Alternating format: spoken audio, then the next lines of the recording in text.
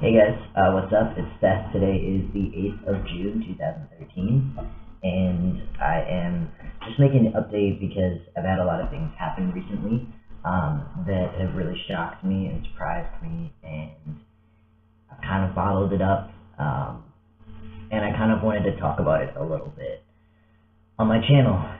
So I work for an organization that helps trans youth and supports them and provides counseling and does advocacy within the community, all kinds of stuff. If you want to check out the website and see what we do, I'll put the link below. So what I do is I work and I table different events and resource fairs and provide people with information about what we do. So there's a lot of other organizations there. I won't name any names, but I had a gentleman from one of these organizations sitting next to me for 3 or 4 hours, and we started talking. And he's part of an LGBTQ organization locally, and he came over and asked about what I was doing. And he works apparently on a hotline for LGBTQ family, allies, youth members, whatever. So he gets some calls sometimes about parents who are concerned about their transgender children or gender nonconforming kids or all kinds of stuff. So he thought it would be really useful to take some of the informational pamphlets that we have, and it would inform the advice that he was able to give.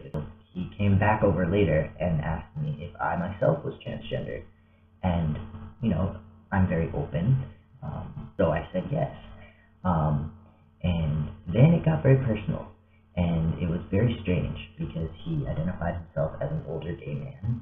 And he proceeded to say he didn't really understand the whole, and didn't really have the right words, and I helped him kind of to use the correct terminology, and then he still used the wrong terminology throughout our conversation. So it was okay, and he was, trying to communicate with me about not understanding what it was to be trans. So I was giving him all this information, and then he asks me if I had a penis, and then he asked me if I could, like, who do I have sex with? Like, can you have sex? Like, can you have an orgasm? Sorry, I know I don't really want to talk about personal things, but and he, just went on and was asking me these questions, and I was just utterly shocked.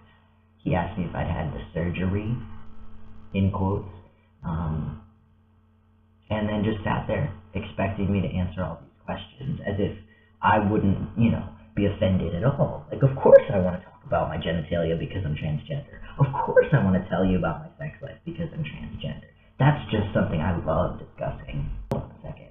I think regardless of your gender expression or identity, no one should ask you those questions and expect an answer because of your identity. And while it was happening, I had to be cool as a cucumber because I was there representing an organization, But it just, flaws me when people think that because I'm doing something with my body that particularly may have, hidden implications as far, that's not what I mean.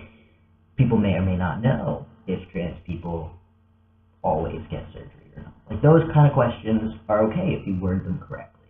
You ask in a polite way, and you don't ask personally someone else what they've decided. Not everyone has the money. Oh wait, not everyone identifies with, wanting a penis because they identify as a trans male. Some people are okay with the genitalia they have. Some people have extreme dysphoria and need that in order to mentally connect with their body and in order to live. Some people are suicidal without surgery. So yeah, there's a whole gamut that the trans community runs, and I ended up being able to say, my personal experience doesn't speak for the entire trans community, so I'd rather not talk about myself and steer the conversation back to the organization. Sometimes the LGBT community isn't completely supportive or educated, and I think that it's important to make it that way. If we're really going to work together politically and we're really going to inhabit the same spaces and work for basic rights. So I try not to get offended, and I try to just take things calmly, and it's so constructive to have those things happen because I was able to schedule a training with that organization, and we're going to give a presentation, and they're going to learn the right terminology and the top 10 things to not ask a trans person, and hopefully in the future that gentleman will not be as rude to another person.